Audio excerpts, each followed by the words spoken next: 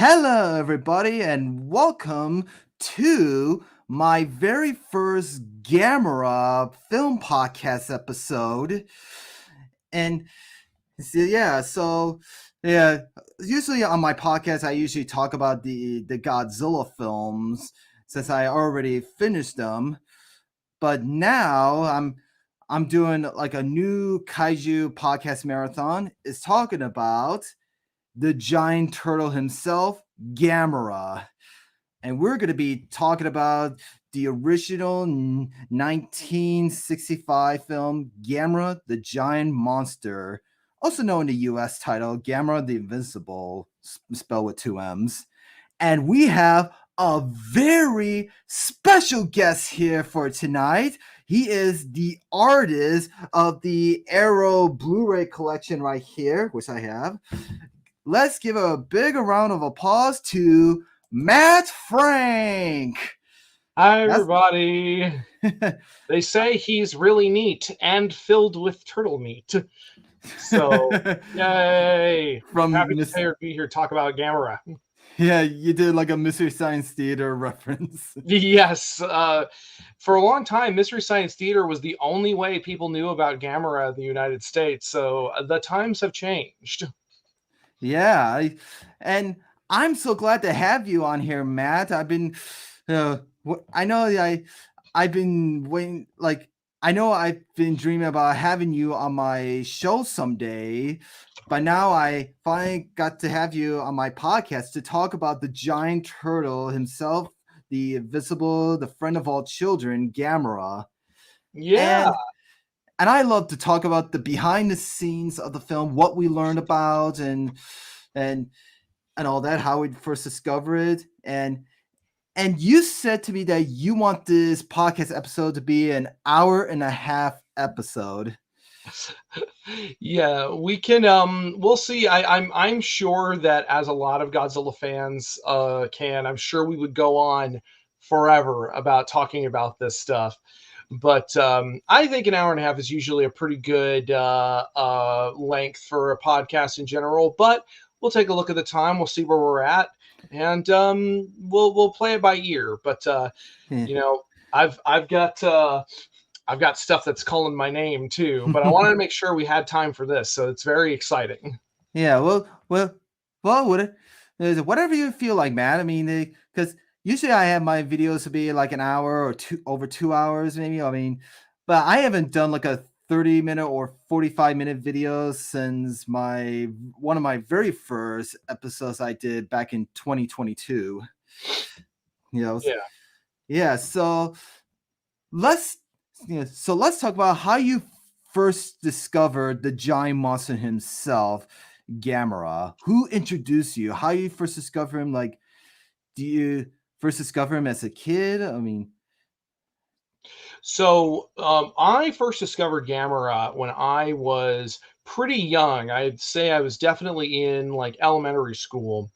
And I actually got a VHS of I got this at a video store that my parents took me to, and it was a VHS of this movie called Legend of the Dinosaurs. I don't know if you're familiar with that one. I did hear something about that. I mean, it's a weird one. It's a movie from the 70s, and it's kind of trying to be like a Jaws type movie, in that it's also very violent and it's definitely not for kids, but for some reason it was marketed as a just for kids label. Yeah. And the version I saw, they had cut a lot of the violence out of it, but it was still like creepy and just weird. But at the end of the tape, they had a promotional section for other videos they had available, and they talked about Gamera. And I had never seen Gamera before. I knew all about Godzilla, but Gamera was totally new to me. And I saw like they started off with they must have been the Sandy Frank versions, because they just called them like Gamera, and then there was Gamera versus Barugon, and they did like 4 of the movies. Yeah, it was Gamera, then Gamera versus Barugon, Gamera versus Gauss, and Gamera versus Zigra. And that was my introduction to Gamera. And I remember just going crazy because I was like, this is so cool. He's like Godzilla, but he's a turtle and he can fly. And yeah, so that was my introduction. I didn't see the movie like Gamera the Giant Monster or Gamera the Invincible until there was a VHS release in like the late 90s. And they released both versions. And so yeah, that was my introduction to the character.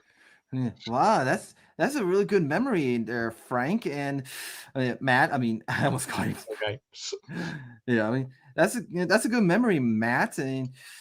And I would like to talk about my story, my memories about Gamera. Yeah, I totally. mean, I remember back when I was a kid. I remember we went to my old local video store that that is in somewhere in Tinley Park, Illinois, and there, yeah, there was like a. I was trying to look for some Godzilla movies I can find, and I saw the one VS chest cover of the original Gamera that that's the VS chest all just for kids, and like the one you talk about.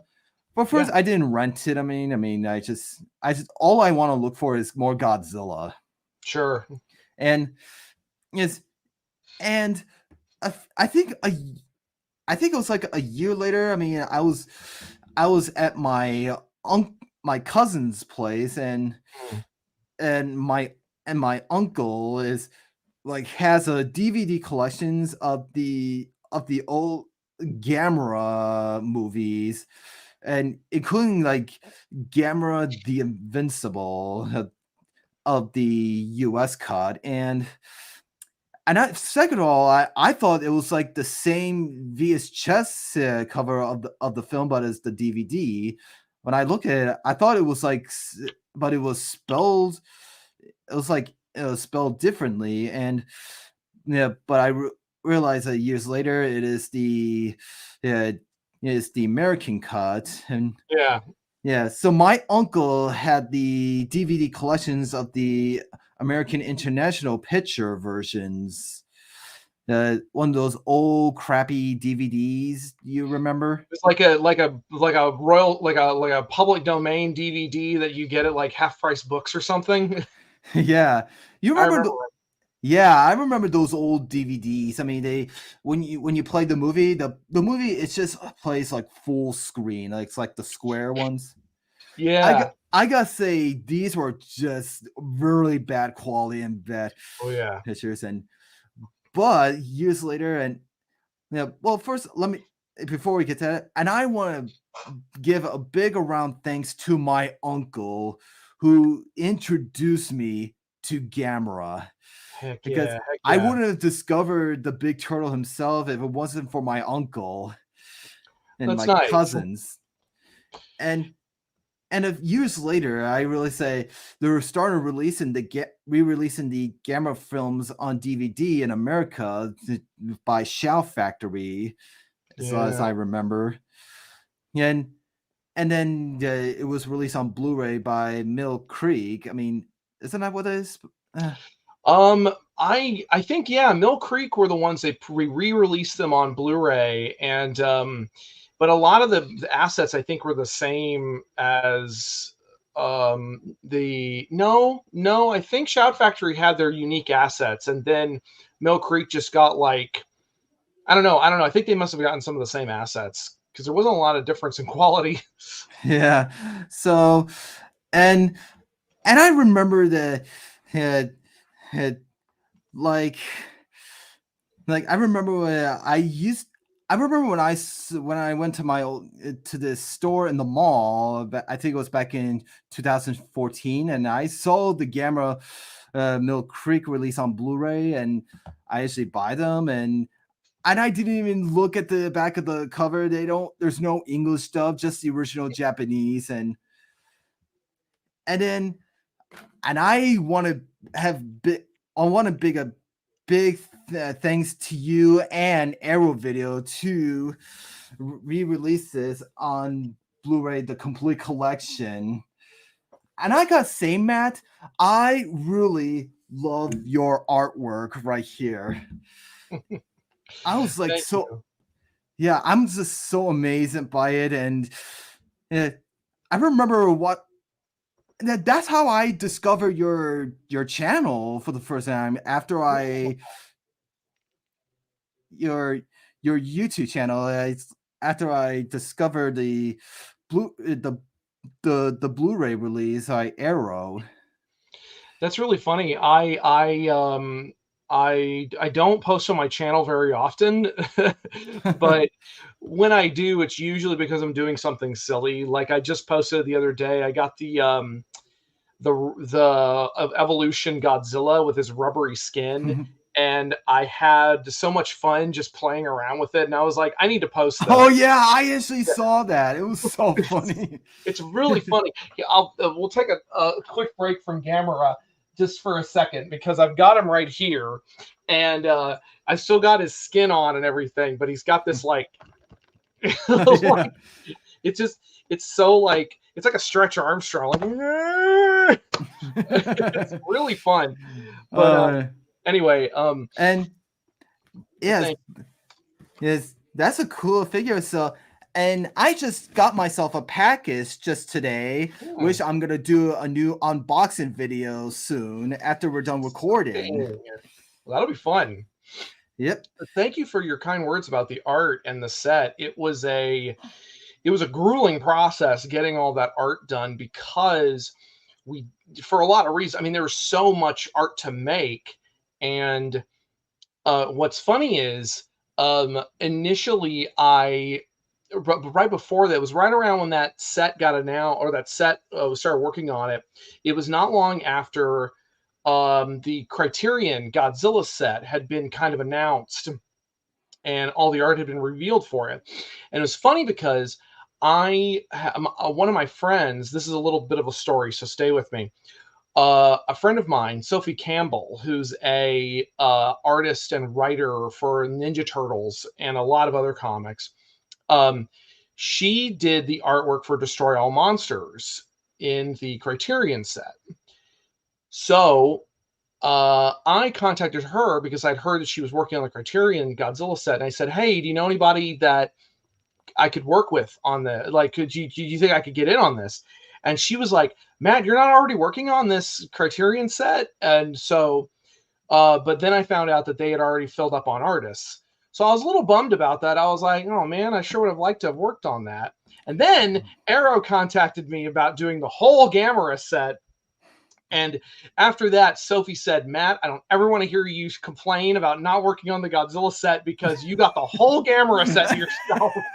So, but I mean, it wasn't just me. I also got Jolien Yates on board to do anatomy drawings of the other monsters. He kind of continued his series from the Shout Factory set. So, in fact, I wound up doing so much work on the Gamera Arrow set that I think I have a producer credit. I have like executive producer or associate producer or something like that. It's somewhere in the set. But anyway, that's that Uh, story. that that is really interesting. I mean, Mhm.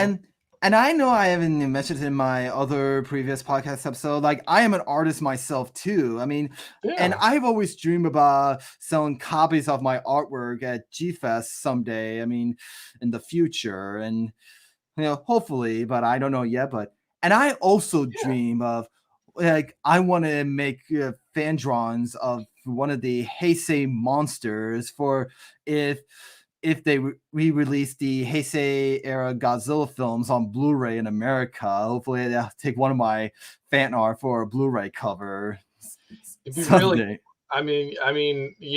I used to think the same thing myself. So just stick with it and keep working at it. It can be tough, especially nowadays. I won't lie. It can be a little tough, but Yeah, I know. there's nothing that says, you can't just keep plugging away at it and keep plugging away. But yeah, it definitely is like a dream come true. Like it's one of those things where you see it and you're just like, oh my God, I got to do this. Yeah. So yeah, Yeah, but who knows what the future holds. yeah. Anyway, so back to Gamera. Back to Gamma. Yes, So I learned a few things about Gamera. Believe me, I've been doing a lot of research. It was so tough that, I mean, nothing much to talk about Gamera. All we talk about is Flying Turtle, and he's starring in 12 films, and people say, yeah, that Gamera is kind of like a cousin or ripped off of Godzilla. Yeah, it's sorry, I'm just noticing that there are definitely a couple of comments that are coming in. We have a couple of people who have chimed in on the chat. I can Yeah. see Ye- Kaiju Yep. Y- United y- Yep. Kaiju United. How you doing, man? and And also Tochi Soseki. mm, I couldn't pronounce Toku Society is one of them. Toko Toku Society. Society, yeah, and Kaiju Fanatic. So hey guys, So, um, but y- yeah, I mean, and if we're being totally honest, Gamera did kind of start out as a bit of a Godzilla ripoff. Like they were like, kaiju stuff's really popular. Let's make our own. Let's make our own kaiju. yeah, and then the film is in black and white. It's kind of like in the original.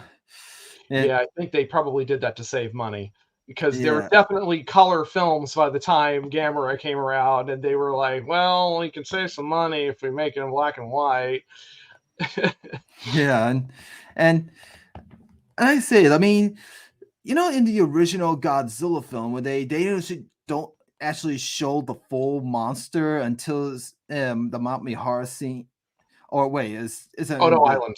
Odo Island? Yeah, Yeah, and they actually just show the full monster in the beginning of the just film. right off the bat, he just pops out of the ice. Yep. Yeah, and it was been frozen in the ice for thousands of years. Like, yeah, I don't know if that's like the time of the dinosaurs, or I don't know. I think the implication was that Gamera is a prehistoric creature, but he was also it also lived at the same time humans did because like it was there was like this ancient continent, sort of an Atlantis type of continent that's why humans knew about Gamera. That's why they had that stone tablet that was like, oh, it's what do these waves mean? Because Yeah, they had legends of Gamera. So yeah. yeah, and let's talk about the suit design, the details of the original Gamera suit. I mean, the original suit in this film looks amazing. I mean, It's he's just, cool.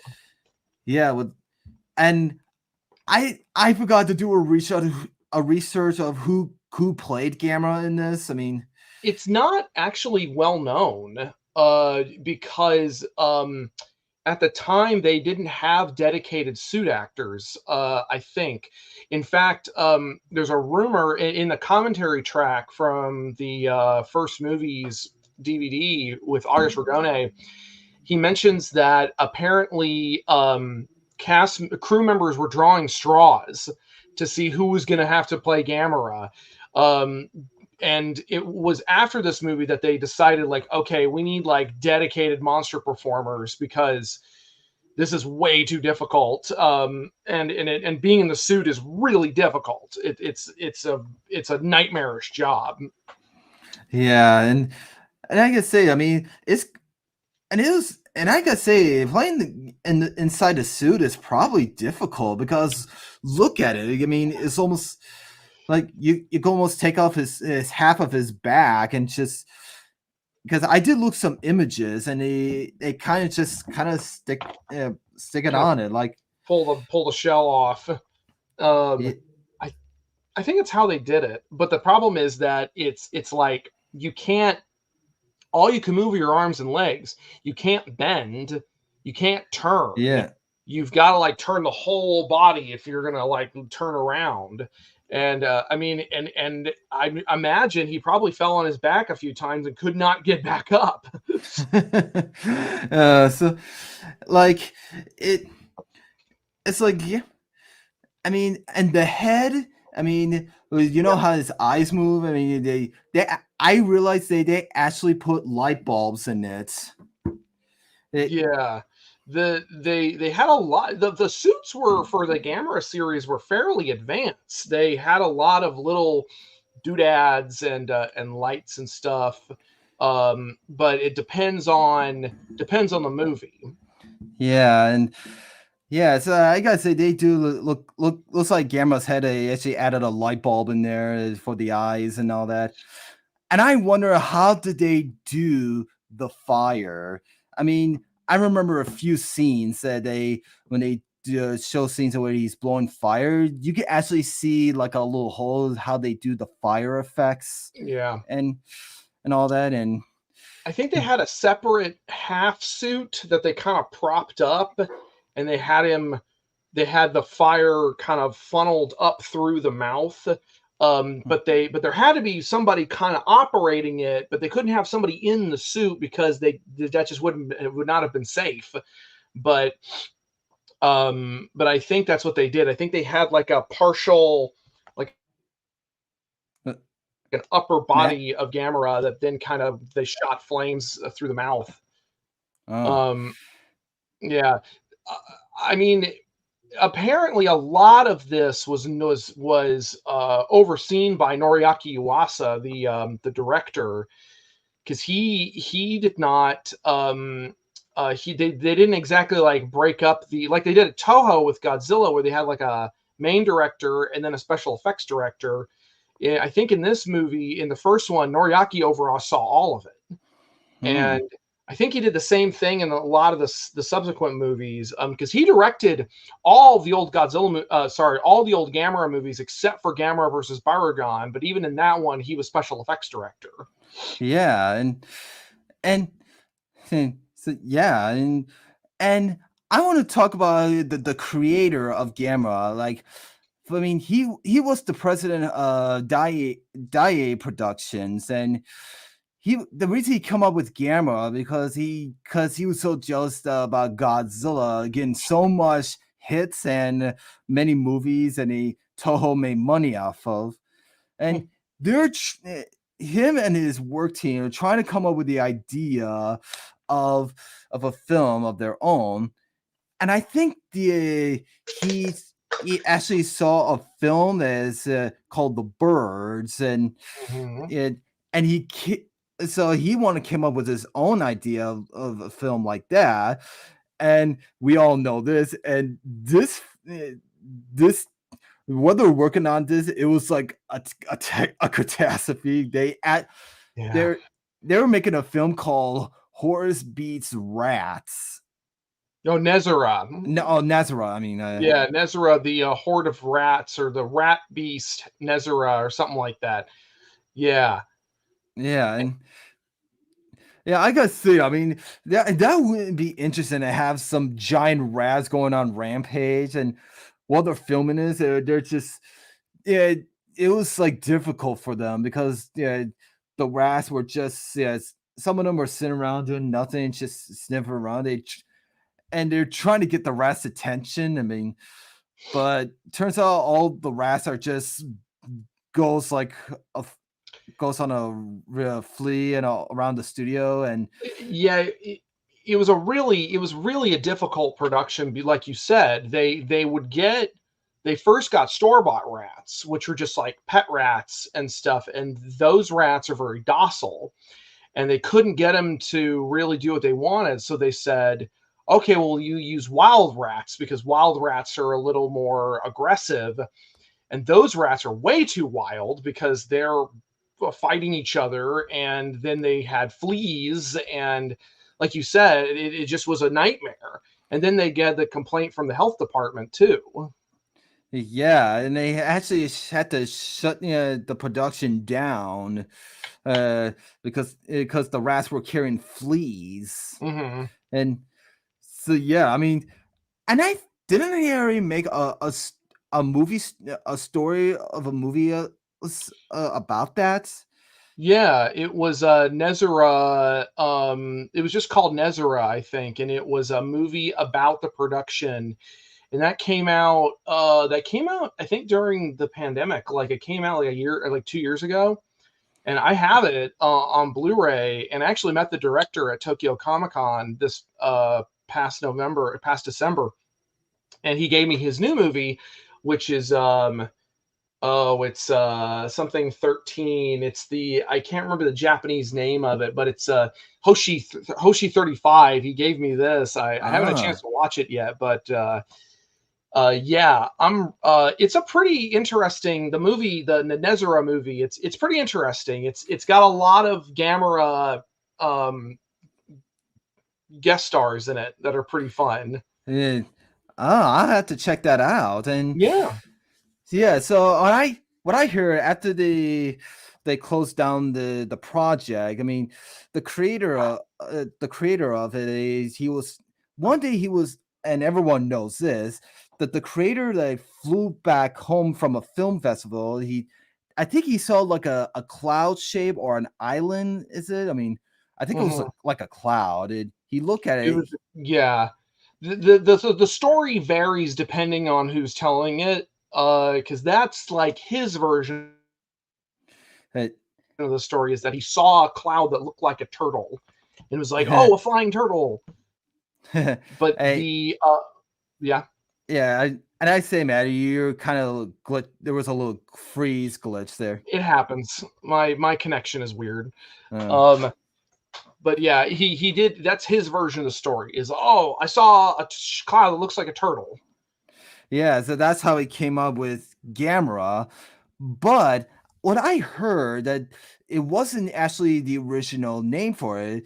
The G was supposed to be a K called Camera, Mm-hmm. and they decided to change it because hello, we got cameras. Yeah, it's the same katakana as camera.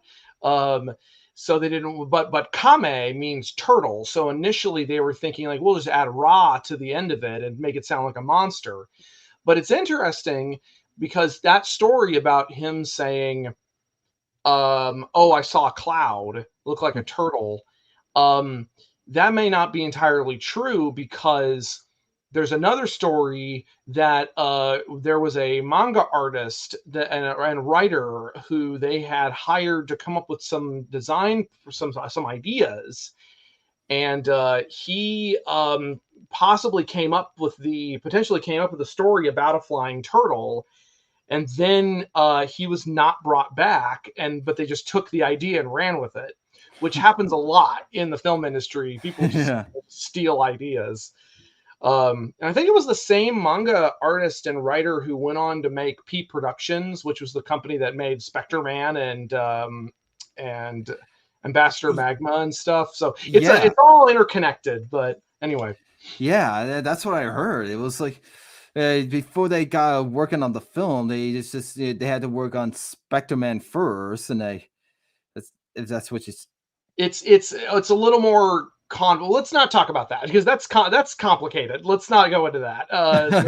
But Spectre Man is like it's more like a that's more like a side story. But the Yeah. point is that this origin of Gamera is very muddled. It's very muddy. It's like there's that story about him seeing the cloud, but whether or not that's true is in dispute. Um, and because a lot of this stuff is not recorded for posterity, we don't really know the real story. But anyway, like you Y- said, they get to work on the movie, making their own kind of Godzilla type movie instead of doing the rats.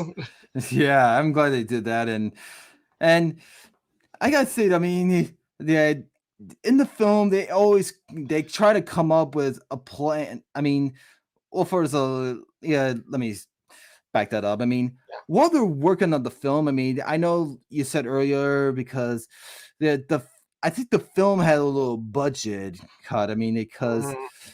because they work on the film so cheap, and the casting, and I know I watched the film.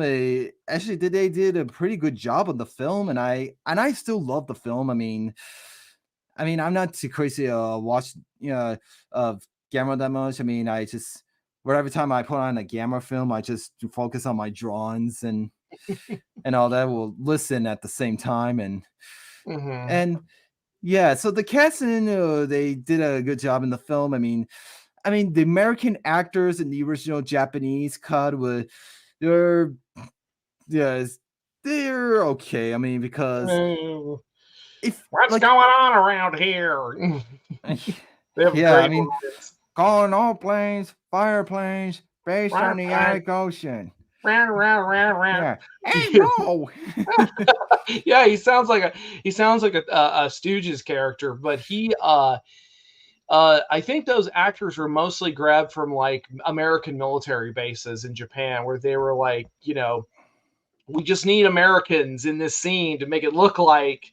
And since they're making this movie for Japanese audiences, the Japanese Mhm. audience isn't really going to know. Yeah. Like, And there was a one scene when I think he was talking to the pilot on the radio saying, "There's an undead flying object," and he was just mumbling right there, like yeah.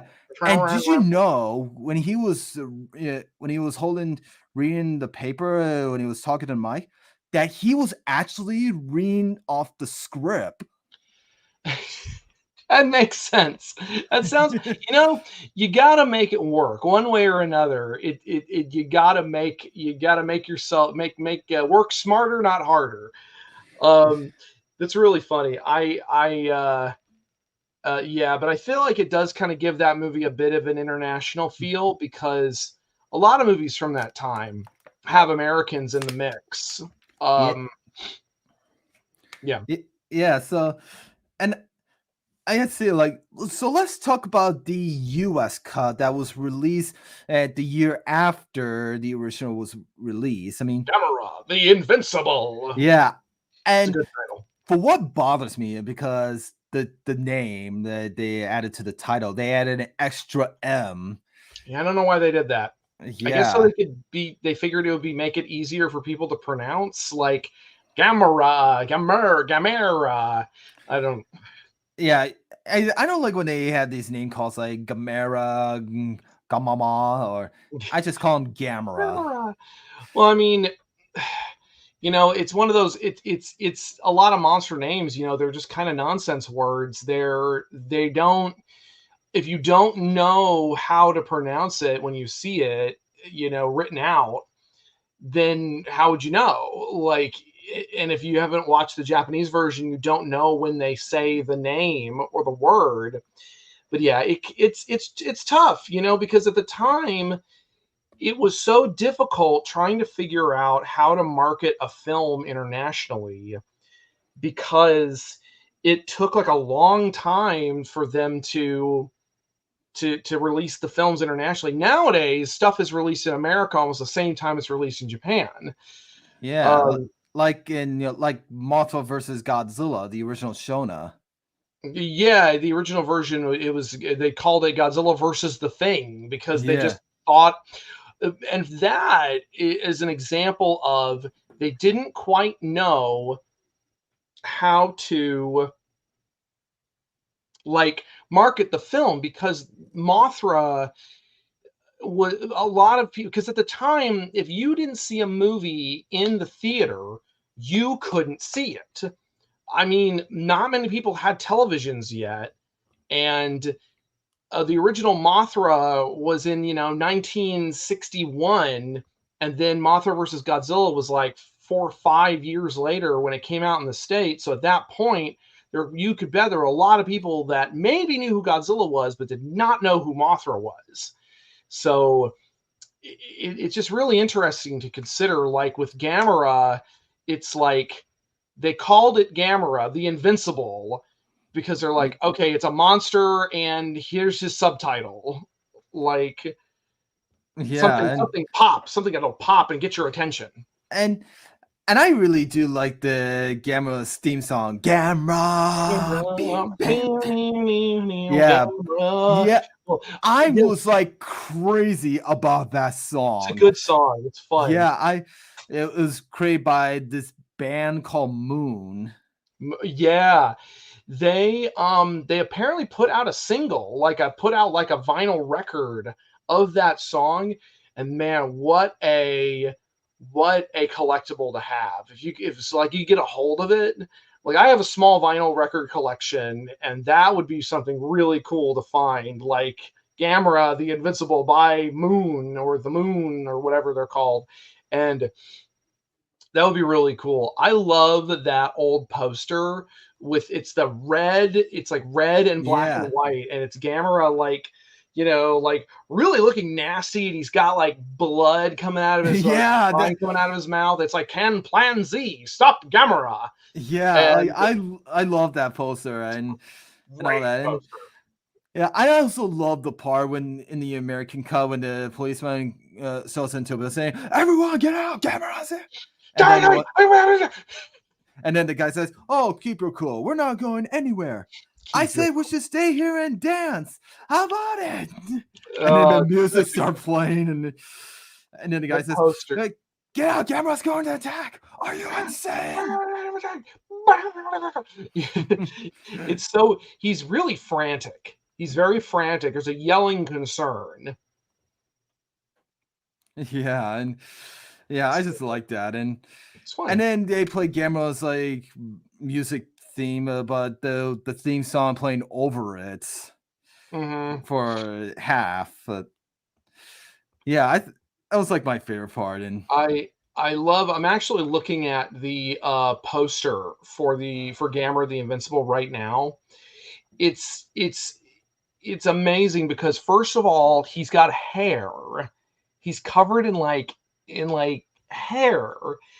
And secondly, the American cast are the ones all highlighted. There's almost the Japanese cast is like at the bottom of the credits.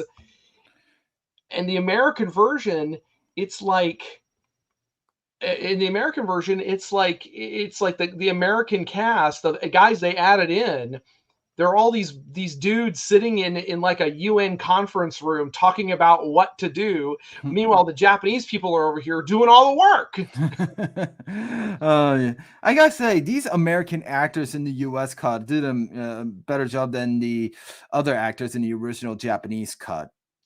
Yeah, they definitely made sure to hire like genuine actors. I believe one of the Americans that they added went on to be the voice of Skeletor in the original He-Man. Yeah, and I think I recognize one of the voices for the English dub version of, yeah, in Godzilla versus the Thing. That is Mothra. Yeah, I mean there's all sorts of cross-pollination going on. I see we got a couple of comments though, a couple more comments, which is fun. Um, let's see. Yeah, Thirsty Thursday Toys. Hey, Thirsty Thursday. Um, said how many Hey. people were introduced to Gamera via MST3K? I mean, that was the only way you could see them for a long Yeah, time. yeah, that's. I think Mystery Science Theater is the one who introduced the fans Gamera. Yeah, no question about that. I think that's the reason why Gamera even stayed in the cultural zeitgeist, in the cultural mindset. And then JC has a comment. Um, Hmm. with the success of Gamera Rebirth, will the franchise branch out into graphic novels in the near future, or until season 2? I don't know, guys. I don't. I love Gamera Rebirth. I don't know if we're gonna get a season 2. Yeah, I haven't watched the Rebirth of Gamera It's really, series. it's really good. Yeah, It's but good. I'm gonna have to check out that show someday on Netflix. You really should. I mean, it really combines a lot of what makes the original series. Like it combines like the feeling of all the previous Gameras. Like it kind of combines the Showa with the Heisei, with Gamera, the Brave. Um, I like Kaiji United's comment. Growing up, I was always disappointed that Gamera always was a poster boy for the random 20 epic monster movies DVDs you could find at Big Lots. That's probably what you were talking about earlier. Um, the whole like the crappy DVDs you'd Yeah, get from like, yeah, I'd see them at half price books. Um, but anyway, yeah. But back to the movie. Yeah, so I like both versions of the Sandy Frank of the English international English dub version and the US cut. I mean, I I like both of those. I mean, it doesn't matter which one I like. So let's talk about the kid that got Gamera started as the Oh friend my of all god. children, Oh my named god. Toshio. Toshio, or Kenny as he's Yeah, called. I like to talk about that, the name change. So Can we just talk about this? Can we talk about this? Yeah. yeah, like Toshio, I mean, he is a kid who likes pet turtles, and that's how he became like Gamera because he saved the kid from a lighthouse, and he pulls him down, and then that's how he got to like Gamera, and And it's just so random. It's completely random because Gamera has just been murdering people this whole time, and he destroys the lighthouse, and then he saves the kid. And yeah, that is just so weird. It doesn't make any sense at all. I mean, but it they're gonna worked. It yeah, worked. People loved it. yeah, and that's what got the creator. They got the idea for to make Gamera. Yeah, because that scene what we just talked about make the creator thought the moment like, what if Gamma is like the friend of all children? And that scene after he saves the kid when Japanese children were watching this, that makes the kids starting to like Gamera because he Hmm. saves Toshio or Kenny. I mean, Yeah. that really bothers me. I mean, Kenny, that's like American name. I mean, because they actually give that name in the international English dub version of Sandy Frank. I think the reason why that was a little more believable at the time was because I think there were Japanese people who like. I think Kenny was kind of a nickname you could believe a Japanese person having because so many Japanese names start with Ken. There's just Ken, and then there's Kenpachiro, there's Kenishiro, there's Kenichi. It's a fairly common refrain. And then if you were to give someone a nickname, you call them Ken-chan or Ken-kun or Ken-san. Yeah, So it's and possible. and they also give like a Kenny name in another Gamma film in the English sub Gamma versus Zigra, and a Kenny name in the Godzilla 1985 film, the Raymond Burr version. Oh yeah, he just had a little like grandson or something, didn't he? He was just there for like one scene, or am I thinking of something else? I know he was like the guy who's in the boat with the sea louse and Oh yeah, he called him Kenny or Ken or something. uh I think Okay, Kenny. yeah. I'm remembering it now because his sister was like Kenny because Yeah, that she comes into the hospital. Yeah, oh, yeah, that's what I'm I, talking about. I totally forgot about that. Mm. What a wild world. Yeah, I think because Kenny was a believable name you could possibly give to a Japanese person. I think that's why.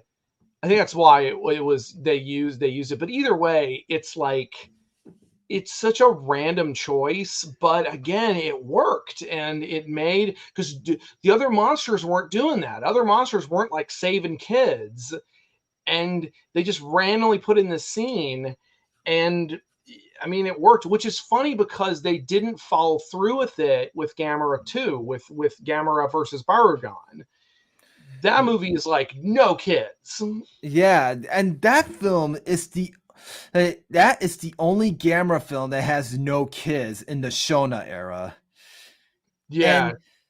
And looks like we only have it looks like it's been like 45 minutes. I mean, like you said, you want to go this episode for a half an hour and No. Like we can go a little longer. We can go another half hour if we want. We can go another 40 minutes. Let's yeah, I I'm let's keep well, going. yeah, so I'm thinking about timing for like yeah, right where we hit for what an hour. Like I mean, I think I still have a few ideas to talk about this film. I Go mean, ahead. Tell me what you're like, thinking about. so yeah, so I also forgot to mention this one wasn't my first Gamma film I watched. Oh. I remember when I was at my cousin's house long ago. I mean, I remember when he has the DVD collections, the old crappy ones. I mean, he also has the double feature DVDs of them, yeah, like Gamma versus Gauss and Gamma versus Jiger or Monster X. Yeah. One of those double DVDs from the other company, and yeah, so Gamma versus Jiger was my first Gamma film I ever watched. I picked Mm. that one to watch, aka Gamma versus Monster X. It's so funny because Gamera versus Jiger, in a lot of ways, is a quintessential Gamera movie. It's very much like the focus is on this enemy monster, but Gamera kind of comes in and out of the story as needed. And that's interesting. That was your first one. Yeah. Did you see the double feature one that's Gamera versus Gauss and the Magic Serpent? Not the Magic Serpent, but I watched it on the same DVD thing. I mean, but yeah, let's get back to the original film. I mean, Mhm. there's a few things I want to talk about. Is I want to talk about more about the American actors in the U.S. cut. I mean, about that one scene that they're doing like an interview in New York, which Mhm. was in the original Japanese. They just had the guy interviewing the one of the characters, which names are escapes me. Yeah. But in the U.S. cut, it just shows like a. In the U.S. cut, they just shows three guys interviewing to talk about Gamera, and that's Oh, I gotta boy. say, this scene is just I'm totally lost of it. It just there's a one scene at the end there, two guys argue with each other. Didn't one of them insult the other one and they got into this screaming match and it was like Yeah, because they were talking about flying saucers too like because they didn't figure out that Gamera could fly yet. yeah, no, you. Yeah. I It was remember all one of those guys yeah. did that. Oh, it's so like it's fun in retrospect, but I bet at the time people watching were like, "What the hell is this? Like, why do we have this scene? Can we get back to like Japan where like the action is happening and the characters are involved?" It's like they had to pad the movie with these. It's like if they thought the movie went, if the scene goes too long without having cutting any Americans, they would lose the American audience.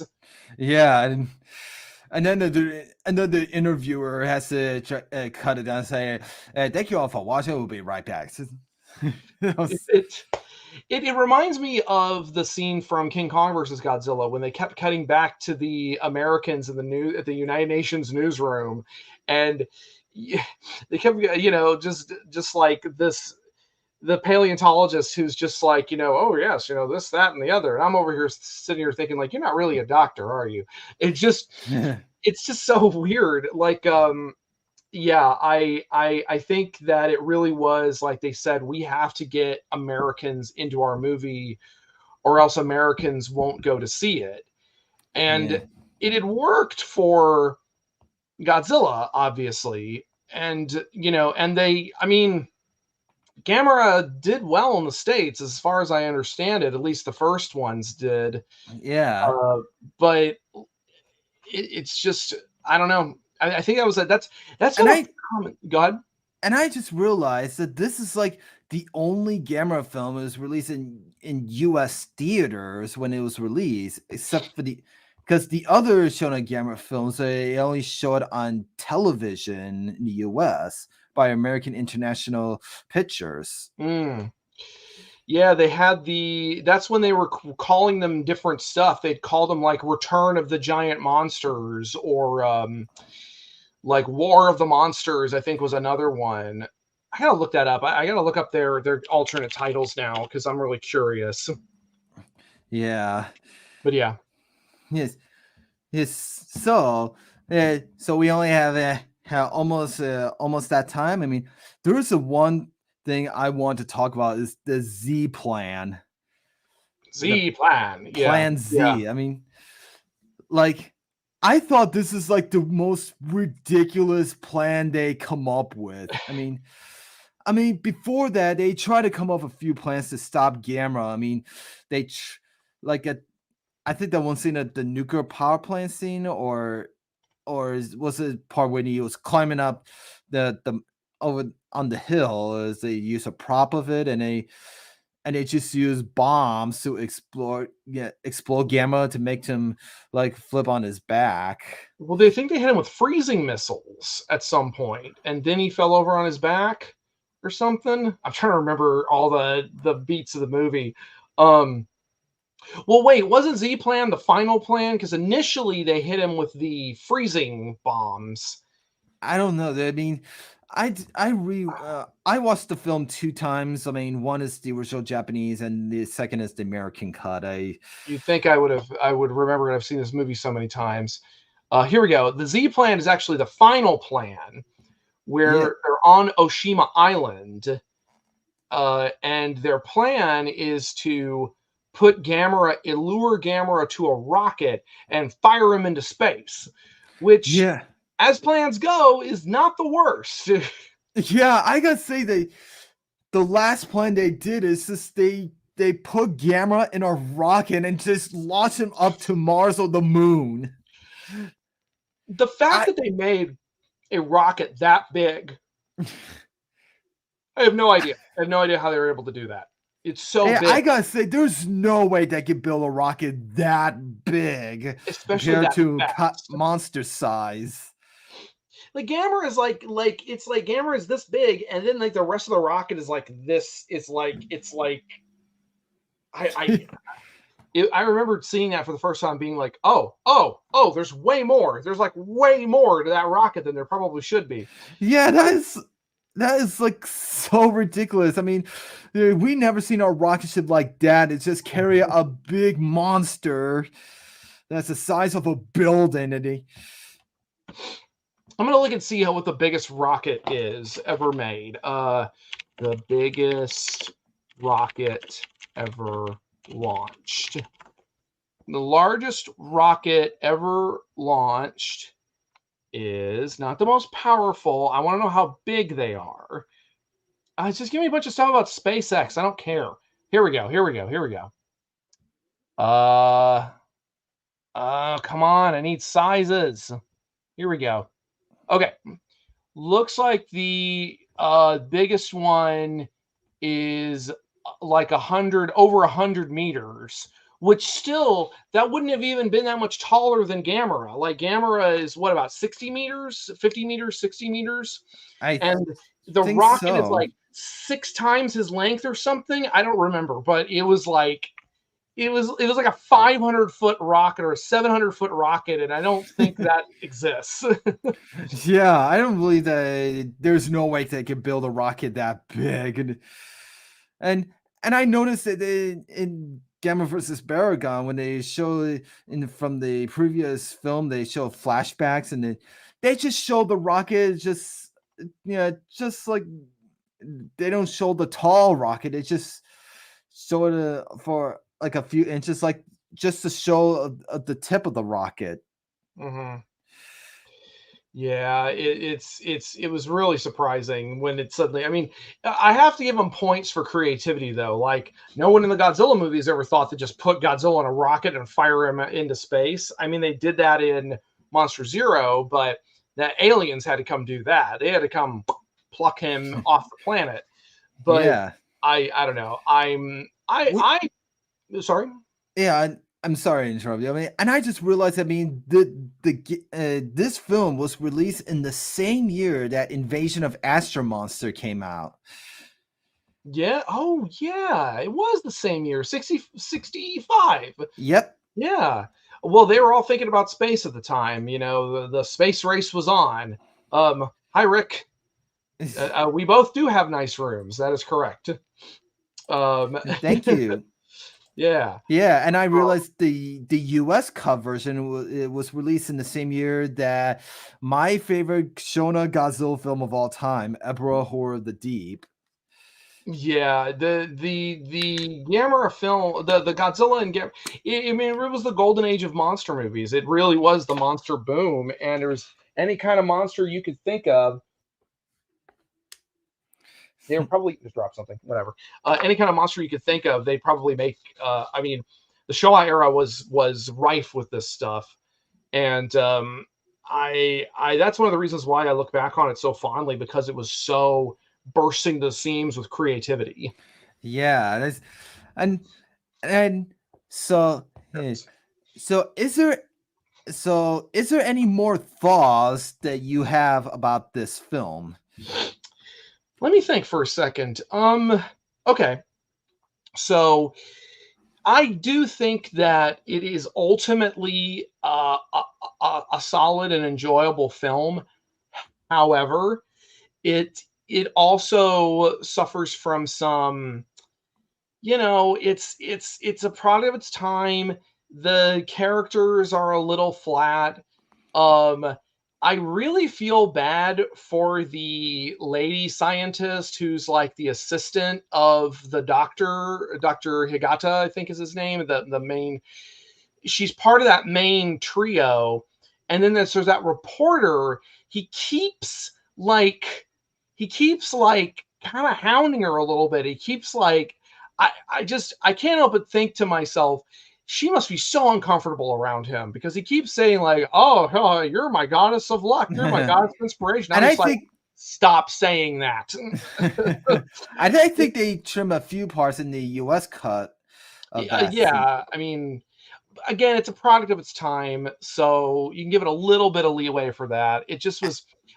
I heard a joke the other day about uh uh back in like how back in the 60s or the 70s or whatever, how back in the day the idea was that if you were a man and you liked a woman, you just you just hounded her until she became your wife. Like you think about that and like, oh god, that's a terrifying thought.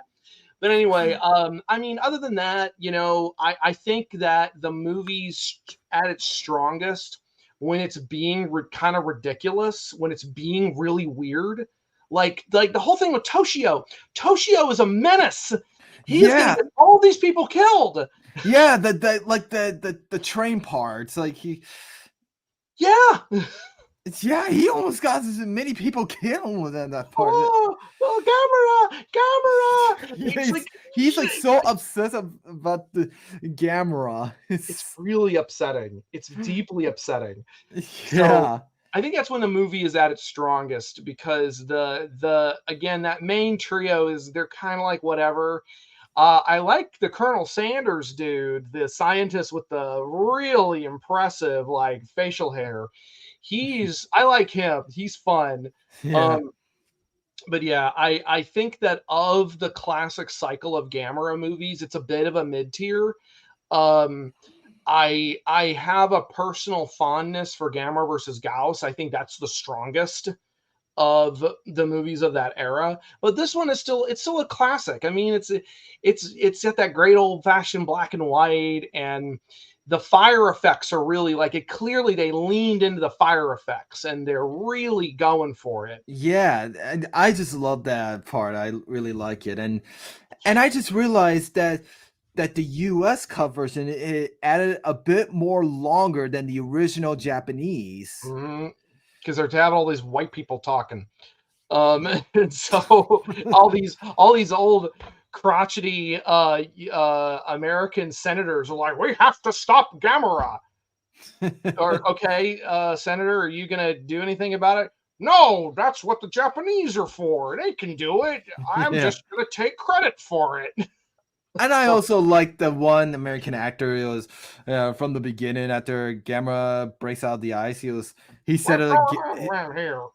and I like it when he says it like this, like a giant turtle. A giant turtle. There's some fun stuff. I love. it's the audacity. It's the audacity of it. And just like this era, the Showa era is just so fun and so they're just throwing ideas at the wall. So Yeah. yeah, and I think that's about all I can really think of with this movie. It's really Yeah. fun though. Yeah, and I could say I just watched both versions of the film, like thanks to you and Arrow Company, and and Yay. and and we're on to and yeah, I'm glad I like I said, this is my first Gamera podcast episode I did. I mean, I did my best doing all these research. I gotta say, doing all Yeah. these research gives me headaches so much. I mean, Well, sometimes and take some breaks. You don't have to like make sure you're still having fun, you know? yeah. Uh, but yeah, I'm so glad. I really appreciate you letting me be the first guest. I'm really looking forward to the other episodes. It looks like you have some interesting stuff lined up. Yep, and I'm also having other guesses to be on my other Gamera episodes. Yep, Yeah. including the one actor that was from one of the Gamera films, but can't tell you who it is. Ooh, secret. I've got a Yep. secret. So, Do, the next Gamera film I'll be talking about is that's actually one of my favorite Gamera films of all time is Gamera versus Barugon. Barugan.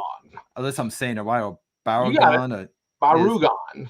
I don't want people to get confused with the Baragon from the Toho company, or because You really want to wig people out. Call it Balgon yeah, because in some Japanese promotional materials they've written it in English as Balgon because L and R are kind of interchangeable in Japanese. Well, they don't really have an L sound, so they say ru or lu. And so Barugan could also be Balugon.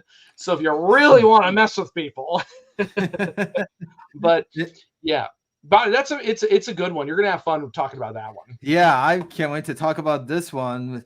And so, like I said, thanks you all for watching. And so, until next time. So, as I say it in Japanese, sayonara.